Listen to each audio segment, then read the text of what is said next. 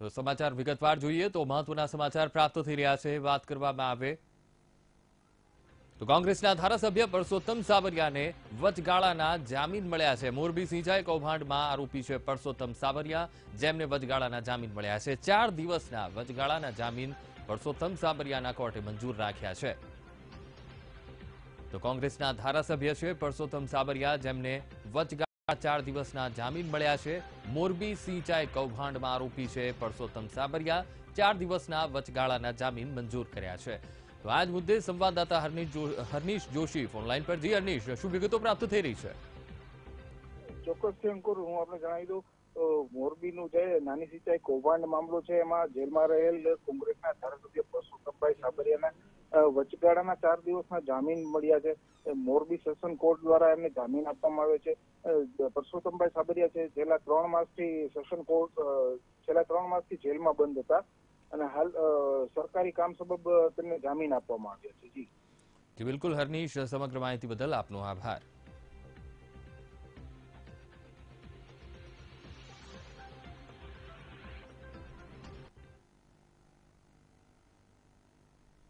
તો રાજ્યમાં સ્વાઇન ફ્લૂનો આતંક સતત વધી રહ્યો છે। વડોદરામાં સ્વાઇન ફ્લૂને કારણે વધુ એક વ્યક્તિનું મોત થયું છે। મુંબઈના દર્દીનું બીએપીએસ હોસ્પિટલમાં સારવાર દરમિયાન મોત થયું છે। તો આજે સ્વાઇન ફ્લૂના વધુ 5 પોઝિટિવ કેસ નોંધાયા છે। તો વડોદરા શહેર જિલ્લાના 5 પોઝિટિવ કેસ નોંધાયા છે। તો સ્વાઇન ફ્લૂનો કહેર યથાવત જોવા મળી રહ્યો છે। તો દિવસે ને દિવસે વકરી રહ્યો છે સ્વાઇન ફ્લૂ। વડોદરામાં સ્વાઇન ફ્લૂને કારણે એક વ્યક્તિનું મોત થયું છે। સ્વાઇન ફ્લૂના વધુ 5 પોઝિટિવ કેસ વડોદરામાં નોંધાયા છે। મુંબઈના દર્દીનું હોસ્પિટલમાં સારવાર દરમિયાન મોત થયું છે। તો આજ મુદ્દે સંવાદદાતા માનુ ચાવડા ફોનલાઈન પર। જી માનુ, સ્વાઇન ફ્લૂનો કહેર યથાવત જોવા મળી રહ્યો છે। વડોદરામાં દિવસે ને દિવસે પરિસ્થિતિ બગડી રહી છે। વધુ એક વ્યક્તિ સ્વાઇન ફ્લૂને કારણે મોતને ભેટ્યો છે। અંકુર, ગઈકાલે વડોદરામાં 3 તબીબો છે સ્વાઇન ફ્લૂની ચપેટમાં આવ્યા હતા અને અન્ય 7 કેસ પોઝિટિવ નોંધાયા હતા। આજે પણ વધારે 5 પોઝિટિવ કેસ નોંધાયા છે અને એમાં એક મહિલા દર્દી છે, એમનું મોત થયું છે। મુંબઈના દાદરના છે ક્રિષ્ના ગોખલે, એમનું બીએપીએસ હોસ્પિટલમાં સ્વાઇન ફ્લૂની સારવાર દરમિયાન મોત થયું છે। આજે વધુ કેસ પોઝિટિવ નોંધાયા છે, એટલે વડોદરામાં દિન પ્રતિદિન સ્વાઇન ફ્લૂના દર્દીઓની સંખ્યામાં વધારો થઈ રહ્યો છે। ગઈકાલે 3 ડોક્ટરો સ્વાઇન ફ્લૂ પોઝિટિવ કેસ આવ્યા હતા અને આજે આ મહિલાનું પણ મોત થયું છે।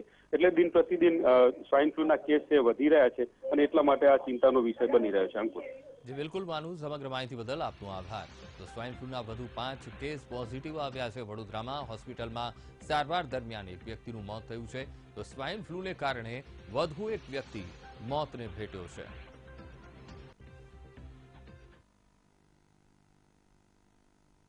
તો હવે નજર કરીએ અવસરનો મહાકુંભ પર।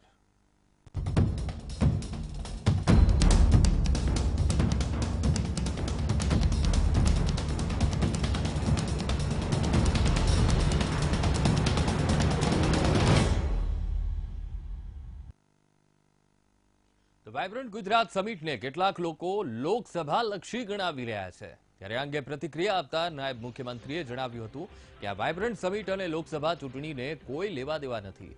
લોકસભા ચૂંટણી તેના નિર્ધારિત સમયે જ યોજાશે।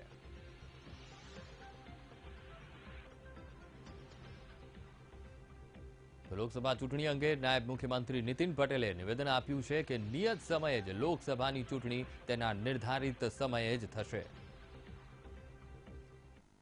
અત્યારે આપણે ગુજરાતના વિકાસ માટે એકત્ર થયા છીએ। વાઇબ્રન્ટ ગુજરાતનો આ 9મો જે કામ થઈ રહ્યું છે, વિકાસ કરવા માટે જ અમે બધું કરીએ છીએ। ચૂંટણીને આને કોઈ લેવા દેવા નથી। આ તો વર્ષોથી શરૂ કરેલું છે અને દર 2 વર્ષે આપણે વાઇબ્રન્ટ ગુજરાત કરીએ છીએ અને ખૂબ ઉત્સાહથી આ વાઇબ્રન્ટ ગુજરાત 2019 પણ હજારો ડેલિગેટ્સની ઉપસ્થિતિમાં દેશ વિદેશના અનેક મહાનુભાવો, રાષ્ટ્રપ્રમુખો, રાષ્ટ્રપતિ, વડાપ્રધાન વગેરેની ઉપસ્થિતિમાં અત્યારે યોજાઈ રહ્યો છે। તો પ્રધાનમંત્રી નરેન્દ્ર મોદીએ ગ્લોબલ સમિટમાં મહેમાનોને આવકાર્યા હતા। સાથે જ તેમના મુખ્યમંત્રી કાળ સહિતના 8 વાયબ્રન્ટ ગુજરાતને સફળ ગણાવ્યા। તેમણે જણાવ્યું હતું કે અહીં માત્ર ગુજરાતના જ નહીં પરંતુ વિવિધ દેશોના લોકોને જોઈને મને ગર્વ થાય છે। આ કાર્યક્રમ આંતરરાષ્ટ્રીય સ્તરનો થયો છે। ભારત હવે વેપાર માટે તૈયાર થયું છે. આપણે વિશ્વ બેંકના ઇઝ ડુઇંગ બિઝનેસમાં મોટી છલાંગ લગાવી છે. હવે 1 વર્ષમાં 50ની અંદર જવું છે. અદાણીએ 55,000 કરોડના રોકાણ સાથે મુન્દ્રામાં વિશ્વનો સૌથી મોટો હાઇબ્રિડ સોલાર પ્લાન્ટ, સિમેન્ટ અને 1 ગીગાવોટનું ડેટા સેન્ટર સ્થાપવાની જાહેરાત કરી હતી. તો રિલાયન્સના મુકેશ અંબાણીએ ગુજરાતમાં 10 વર્ષમાં બમણું રોકાણ કરવાની જાહેરાત કરી હતી. અત્યાર સુધી રિલાયન્સે ગુજરાતમાં 3 લાખ કરોડનું ઇન્વેસ્ટમેન્ટ કર્યું છે.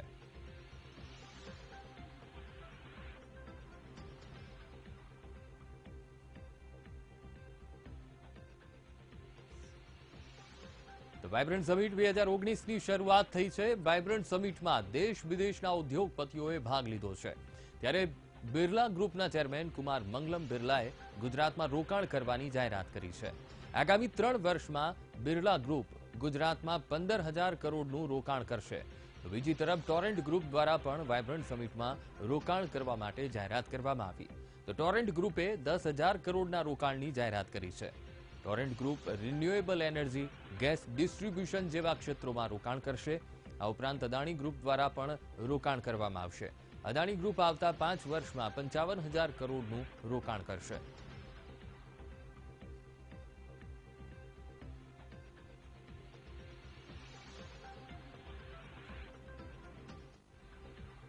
ટોરેન્ટ ગ્રુપ 10,000 કરોડનું રોકાણ કરશે. વાઇબ્રન્ટ સમિટ ચાલી રહી છે. આજથી જ એનો પ્રારંભ થઈ ગયો છે. સવારમાં પ્રધાનમંત્રી મોદી દ્વારા ઉદ્ઘાટન કરવામાં આવ્યું અને વાઇબ્રન્ટ સમિટમાં ઉદ્યોગપતિઓએ જાહેરાત કરી છે. તો વાઇબ્રન્ટ સમિટ 2019ની શરૂઆત થઈ છે. વાઇબ્રન્ટ સમિટમાં દેશ વિદેશના ઉદ્યોગપતિઓએ ભાગ લીધો છે. ત્યારે બિરલા ગ્રુપના ચેરમેન કુમાર મંગલમ બિરલાએ ગુજરાતમાં રોકાણ કરવાની જાહેરાત કરી છે. વાઇબ્રન્ટ સમિટમાં બિરલા ગ્રુપ દ્વારા જાહેરાત કરવામાં આવી છે કે બિરલા ગ્રુપ ગુજરાતમાં 15,000 કરોડનું રોકાણ કરશે. આગામી 3 વર્ષમાં બિરલા ગ્રુપ દ્વારા ગુજરાતમાં 15,000 કરોડનું રોકાણ કરવામાં આવશે.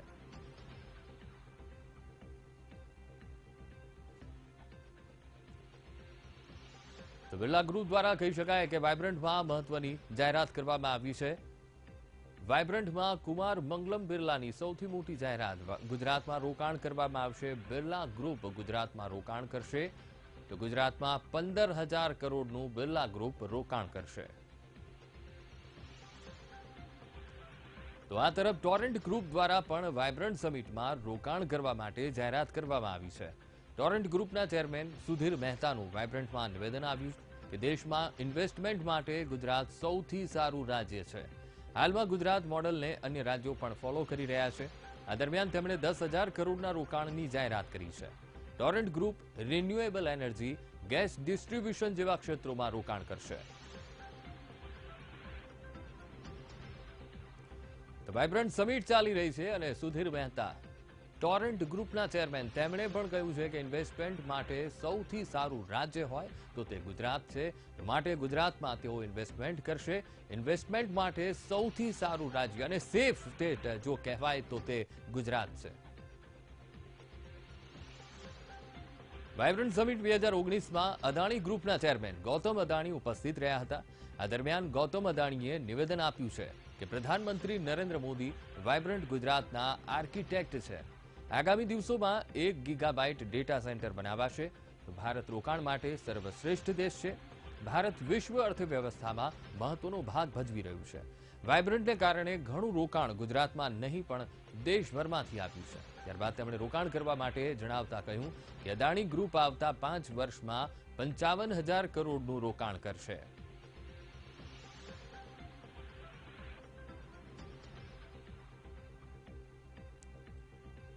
વાઇબ્રન્ટ ગુજરાત 2019માં રિલાયન્સ ગ્રુપના ચેરમેન મુકેશ અંબાણીએ કેટલીક જાહેરાતો કરી.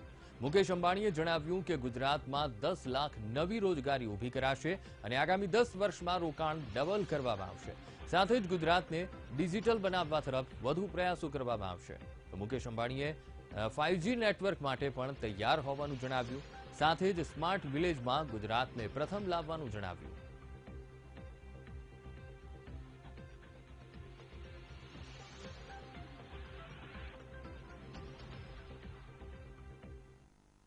તો ગુજરાતને આંગણે તારીખ 18 થી 20 જાન્યુઆરી દરમિયાન વાઇબ્રન્ટ ગુજરાત સમિટનું આયોજન કરાયું છે. ત્યારે આ સમિટમાં ધોલેરા માટે 2 અલગ અલગ MOU કરવામાં આવ્યા હતા, જેમાં IIT દિલ્હી ધોલેરામાં એજ્યુકેશન હબની સ્થાપના કરશે, તો ચીનની કંપની સ્ટેનલેસ સ્ટીલનો પ્લાન્ટ સ્થાપશે. તેમજ રાજસ્થાનને દરિયા કિનારો ન હોવાથી રાજસ્થાનમાં રિફાઇનરી સ્થાપવા માટે પણ MOU કરવામાં આવ્યા હતા.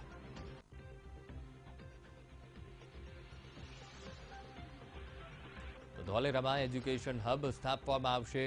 IIT દિલ્હી એજ્યુકેશન હબ ધોલેરામાં સ્થાપશે. વાઇબ્રન્ટ સમિટના ઉપક્રમે IIT દિલ્હીએ જાહેરાત કરી છે. વાઇબ્રન્ટ ગુજરાત સમિટ 2019માં મહત્વના MOU થયા છે. IIT દિલ્હી ધોલેરામાં એજ્યુકેશન હબની સ્થાપના કરશે, તો ચીનની કંપની પણ સ્ટેનલેસ સ્ટીલનો પ્લાન્ટ ધોલેરામાં સ્થાપશે.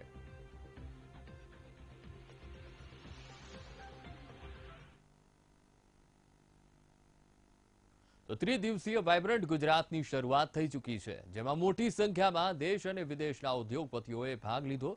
તેમજ વિવિધ ક્ષેત્રે રોકાણ અને રોજગારને લઈને MOU પણ થઈ રહ્યા છે. ત્યારે ભાજપના આગેવાનોએ આ અંગે પોતાની પ્રતિક્રિયાઓ આપી હતી. અને મેક ઇન ઇન્ડિયાનો આનાથી મોટો કન્સેપ્ટ કોઈ હોઈ નહીં શકે. ડાયમંડ, ટેક્સટાઇલ આ બધાની અંદર થતો પ્રોગ્રેસ અને એના જ કારણે એની જે એક બ્રાન્ડ જ્વેલરી બનાવીને એને પ્રમોટ કરવી અને આ બધું જ થોટ્સની પાછળ જ્યારે નરેન્દ્રભાઈ રહેલા હોય ત્યારે આ સમિટ અમારા માટે ખૂબ જ મહત્વની છે. જુદા જુદા દેશો અહીંયા આ વખતે પાર્ટનર બન્યા છે. ગઈકાલે સાઉથ આફ્રિકાથી ડાયમંડ માટે સુરતમાં પણ લોકો આવ્યા હતા અને સમિટ દરમિયાન જ એ લોકોની અવરજવર વધતી હોય છે. ગઈ વખતે રશિયા પાર્ટનર બન્યું હતું, એટલે આ વખતે એ જે બધા MOU થશે તેનો લાભ ચોક્કસ ગુજરાતને મળશે. આ વાઇબ્રન્ટ સમિટના કારણે નવી ટેકનોલોજી આવી છે, નવું ઇન્વેસ્ટમેન્ટ આવ્યું છે અને કોઈ દિવસ કલ્પના નહોતી કરી એવું અમારા દક્ષિણ ગુજરાતની અંદર આવતીકાલે ટેન્ક બની છે, જે દેશમાં બનેલી ટેન્ક, સુરતમાં બનેલી ટેન્ક એ લશ્કરને કાલે લોકાર્પણ કરવાના છે. અને થોડા દિવસ પહેલા જે ABC શિપયાર્ડ દ્વારા સુરતમાં જ બનેલો એક યુદ્ધ જહાજ એનું પણ લશ્કર માટે લોકાર્પણ થયું હતું.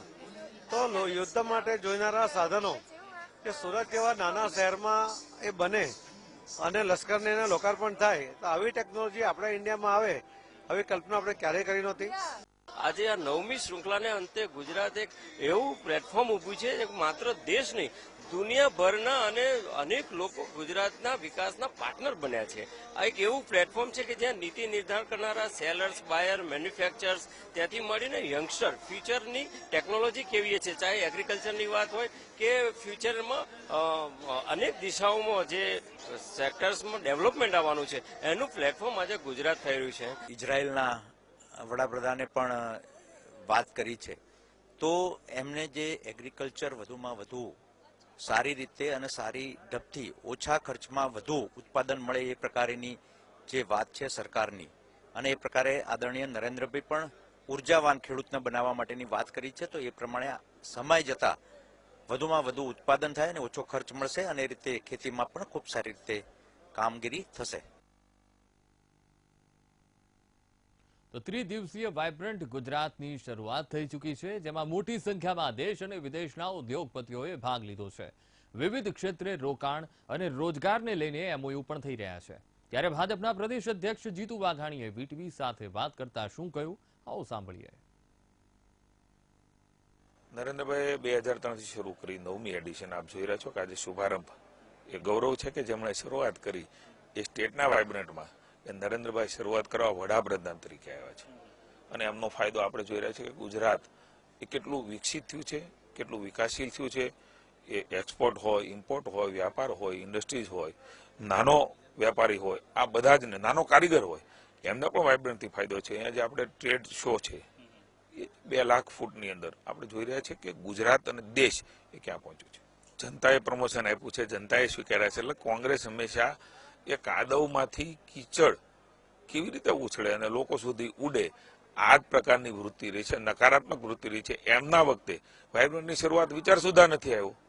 આનાથી ફાયદો છે, સનાતન સત્ય છે. જમીન, મકાન બધાના ભાવો છે વધ્યા છે, ઇન્ડસ્ટ્રીઝો આવી છે, એગ્રીકલ્ચર ગ્રોથ થયો છે, વેપારીઓ, કારીગરો બધાને ફાયદો થયો છે. આ જે ફોરમ આવ્યું છે, હું કોંગ્રેસને પૂછવા માંગુ છું, આ ફોરમ ગાંડું ફોરમ છે? આ લોકો શું આનંદ કરવા આવે છે? એના દેશમાં કઈ આ પ્રકારે એન્ટરટેનમેન્ટ નથી? આ એન્ટરટેનમેન્ટની વાત નથી. આનાથી ફાયદો થાય છે. વિચાર કરવાવાળા ગાંડા છે, અહીંયા આવનાર ગાંડા નથી. આ કન્ટ્રીઝ જે અહીંયા આવી છે, જે આવે છે, જે જોવે છે, જે સેમિનારમાં ભાગ લે છે, જે ડિબેટમાં ભાગ લે છે, 1-to-1 મીટિંગ થાય છે, એ જ વિકૃતિ છે. હું માનું છું કે આ માનનારે ગાંડા હોઈ શકે, અહીંયા આવનારે ગાંડા નથી. તો કોંગ્રેસ એવું કે આવનાર ગાંડા છે. તો આજે ગુજરાતમાં સમય થયો છે બ્રેકનો. લઈએ ક્ષેત્રે મેક ઇન ઇન્ડિયાને મજબૂત બનાવવાના હેતુથી સરકાર પ્રયાસ કરી રહી છે, જેને લઈને સરકાર દ્વારા મહત્વના કરાર કરાયા છે અને તેના કારણે મેક ઇન ઇન્ડિયાને પ્રોત્સાહન મળશે તેવી વાત કરી હતી. गति मिल रही है और आगे जाके उसको और गति मिलेगी कि मेक इन इंडिया में दो चीज़ है. पहले तो अगर आप कुछ इंडिया में बनाते हो तो वो बाहर से जो लाते हो उससे काफ़ी सस्ता होता है, because India is basically competitive in manufacturing. तो एक एडवांटेज वो है जो सेक्रेटरी डिफेंस प्रोडक्शन ने बताया इंजन के बारे में. दूसरा ये है कि अगर आप इंडिया में बनाने लगो तो आपको एक्सपोर्ट मार्केट की भी अपॉर्चुनिटी मिल जाएगी. जब आप कैपेसिटी क्रिएट करोगे तो आपको दुगना फायदा होगा कि आपको एक्सपोर्ट मार्केट मिलेगा, आपको यहाँ का मार्केट मिलेगा. તો સમગ્ર દેશ માટે ગૌરવ સમાન ગિફ્ટ સિટીમાં આંતરરાષ્ટ્રીય સંસ્થાઓ પણ ખૂબ મોટો ઉત્સાહ દાખવી રહી છે. ગિફ્ટ સિટીનું કામકાજ ઘણા વર્ષોથી થઈ રહ્યું છે, પરંતુ હવે ગિફ્ટ સિટીમાં ભારતની સૌથી મોટી બેંક એસબીઆઈનો પણ સમાવેશ થવા જઈ રહ્યો છે, જે આવનાર સમયમાં આંતરરાષ્ટ્રીય બેન્કિંગનું હબ બનશે. ત્યારે આ મુદ્દે વાત કરતા નાયબ મુખ્યમંત્રી નીતિન પટેલે શું જણાવ્યું તે પણ સાંભળો.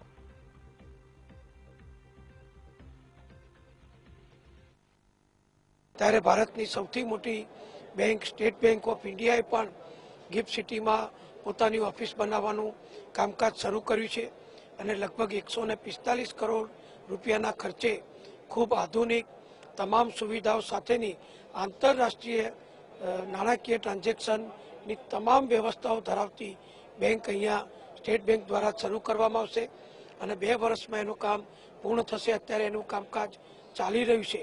એટલે ભારતની મોટામાં મોટી બેંક સ્ટેટ બેંક પણ જ્યારે ગિફ્ટ સિટીમાં આવી ચૂકી છે, અત્યારે એનું કામકાજ તો એણે શરૂ કરી દીધું છે, પણ જ્યારે નવી આધુનિક અદ્યતન અને વિશાળ બેંક અહીંયા કાર્યરત થશે તો એનો ખૂબ મોટો લાભ આવનારા સમયમાં ગિફ્ટ સિટી દ્વારા જે આંતરરાષ્ટ્રીય નાણાકીય સંસ્થાઓ સાથે કામ કરે છે એ બધાને થશે અને ગુજરાતના અનેક યુવાનોને પણ ત્યાં નવી ઉચ્ચ કક્ષાની રોજગારી પ્રાપ્ત થશે. તો સમાચારમાં હાલ સમય થયો છે બ્રેકનો. લઈએ એક બ્રેક. તો હવે નજર કરીએ ન્યૂઝ સટાસટ પર. ગુજરાતમાં તારીખ 18 થી 20 જાન્યુઆરી દરમિયાન વાયબ્રન્ટ ગુજરાત સમિટનું આયોજન. આ સમિટમાં ધોલેરા માટે 2 અલગ અલગ એમઓયુ કરવામાં આવ્યા, જેમાં આઈઆઈટી દિલ્હી ધોલેરામાં એજ્યુકેશન હબની સ્થાપના કરશે, તો ચીનની કંપની સ્ટેનલેસ સ્ટીલનો પ્લાન્ટ સ્થાપશે, તેમજ રાજસ્થાનને દરિયા કિનારો ન હોવાથી રાજસ્થાનમાં રિફાઇનરી સ્થાપવા માટે પણ એમઓયુ કરવામાં આવ્યા હતા. વાયબ્રન્ટને લઈને રાજ્યમંત્રી પરબત પટેલની પ્રતિક્રિયા. કહ્યું કે સફળતાપૂર્વક 9મું વાયબ્રન્ટ યોજાયું. ગુજરાતમાં કરોડોનું રોકાણ થઈ રહ્યું છે, જેનાથી લોકોને લાભ થશે અને રોજગારી સર્જાશે. વાયબ્રન્ટ ગુજરાત 2019માં મોટી સંખ્યામાં દેશ વિદેશના મહાનુભાવોએ લીધો ભાગ. આ તમામ મહેમાનોના ભોજનનું પણ ખાસ ધ્યાન રાખવામાં આવ્યું છે. ખાસ કરીને વીવીઆઈપી માટે ગુજરાતી મેન્યુની સાથે સાથે જૈન અને પંજાબી ભોજનનું પણ આયોજન કરવામાં આવ્યું. જામનગર મહાનગરપાલિકાની સામાન્ય સભામાં વિપક્ષે વધુ એકવાર હોબાળો મચાવ્યો. ટાઉન પ્લાનિંગ, સિવિલ અને એસ્ટેટ શાખામાં ભ્રષ્ટાચારનો આક્ષેપ વિપક્ષ દ્વારા કરવામાં આવ્યો, તો બીજી તરફ ભાજપના જ સિનિયર કોર્પોરેટર દ્વારા ફૂડ એન્ડ ડ્રગ શાખામાં ભ્રષ્ટાચારનો આક્ષેપ કરાયો હતો. તો સામે પક્ષે મેયરે વિપક્ષના ભ્રષ્ટાચારના આક્ષેપોને વાહિયાત ગણાવ્યા અને ભાજપના કોર્પોરેટરના આક્ષેપ અંગે તપાસ કરાવવાની ખાતરી આપી હતી. અમરેલીના રાજુલા તાલુકા પંચાયતમાં ભાજપનો ભગવો લહેરાયો. તાલુકા પંચાયતમાં ભાજપે કોંગ્રેસ પાસેથી સત્તા આંચકી. પ્રમુખ અને ઉપપ્રમુખની ચૂંટણી યોજાઈ હતી. પ્રમુખ તરીકે માસુબેન બારૈયા, ઉપપ્રમુખ તરીકે અરજણભાઈ વાઘની વરણી કરાઈ. અમદાવાદ એરપોર્ટ પર આવેલા ફૂડ સ્ટોલમાં વાસી ફૂડની ફરિયાદ. એરપોર્ટ પર આવેલા ગ્વાલિયા સ્વીટ્સમાં સ્ટોલમાંથી ખરીદેલી સેન્ડવીચ ખાતા અધિકારીની તબિયત લથડી. જોકે આ અંગે રિટાયર્ડ અધિકારી એરપોર્ટ મેનેજરને ફરિયાદ પણ કરી છે. વડોદરા ખાતે ગુજરાત લિટરેચર ફેસ્ટિવલનો પ્રારંભ. 3 દિવસના સાહિત્યના જલસામાં આશરે 70થી વધુ વક્તાઓ પોતાના અલગ અલગ વિષયો પર વક્તવ્ય આપશે. આ ફેસ્ટિવલનું ઉદ્ઘાટન પદ્મશ્રી વિષ્ણુ પંડ્યા અને પદ્મશ્રી ગુણવંત શાહની ઉપસ્થિતિમાં થયું. આ કાર્યક્રમમાં બોલિવૂડના જાણીતા સ્ક્રિપ્ટ રાઇટર અંજુમ રજુબલી, નાટ્યકાર સૌમ્ય જોશી અને અભિનેત્રી સ્વરા ભાસ્કરે પણ હાજરી આપી હતી.